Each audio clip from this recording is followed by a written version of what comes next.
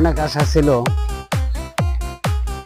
যে পাহাড়টা দেখব, সব নাকি পাথর। তো আমরা আসছি, আজকে সকালবেলা আসছি,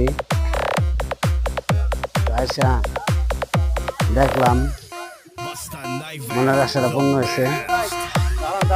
অনেক আশা ছিল যে দেখার জন্য আসলাম, দেখলাম, এখন আবার দেখতে যাইতেছি। এখন দেখি কি জিনিস দেখাম। দর্শক আপনারা দেখতে থাকেন, দেখি আমাকে কি দেখা, যেটাই দেখা অবশ্যই তো আমি আপনাদেরকে দেখাবো।